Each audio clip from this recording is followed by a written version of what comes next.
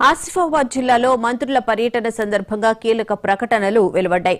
రైతుల భూ సమస్యలకు శాశ్వత పరిష్కారం చూపేందుకు తెలంగాణ ప్రభుత్వం ప్రతిష్టాత్మకంగా తీసుకువచ్చిన భూభారతి చట్టం జూన్ 2 నుంచి రాష్ట్ర వ్యాప్తంగా అమలు కానుంది. పెంచికల్పేటలో జరిగిన గ్రామ రెవెన్యూ సదస్సులో పాల్గొన్న మంత్రులు పొంగులేటి శ్రీనివాసరెడ్డి, సీతక్క ఈ విషయాన్ని వెల్లడించారు. రెవెన్యూ సేవలను వేగంగా అందించేందుకు 6,000 మంది సర్వేయర్ల నియామకం చేపట్టామని, త్వరలో గ్రామ రెవెన్యూ అధికారులను కూడా నియమిస్తామని తెలిపారు. అర్హులైన పోడు భూముల రైతులకు పట్టాలు, నిరుపేదలకు ఇందిరమ్మ ఇళ్లు అందిస్తామని హామీ ఇచ్చారు.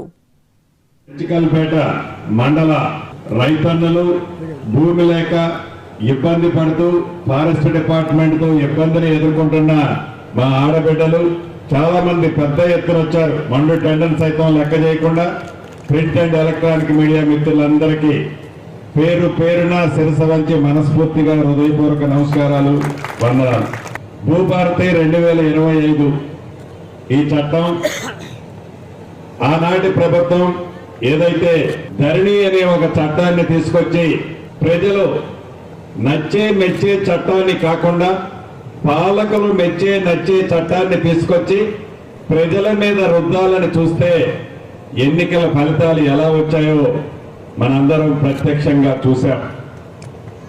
ఈనాడు ఈ 2025 భూభారతి చట్టం ఒక గౌరవ ముఖ్యమంత్రి రేవంత్ రెడ్డి గారి కోసమో, ఈనాడు మీ శాసనసభ్యులు హరీష్ బాబు గారి కోసమో, రెవెన్యూ మంత్రిగా నా కోసమో, అధికారుల కోసమో కాకుండా సామాన్య ప్రజలు ఏమి కోరుకుంటున్నారు, ఏ చట్టము తెస్తే సామాన్య ప్రజలకి చుట్టమవుతుంది, ఏ చట్టముతో సామాన్య ప్రజల కష్టాలన్నీ నెరవేరుతాయని పరిపరి విధాలు ఆలోచించి దేశంలో 18 రాష్ట్రాలు తిరిగి అధికారులను పంపించి ఆ రాష్ట్రాల్లో రెవెన్యూ చట్టాల్లో మంచి అంశాలన్నిటినీ తీసుకొచ్చి వీటన్నిటినీ అసెంబ్లీలో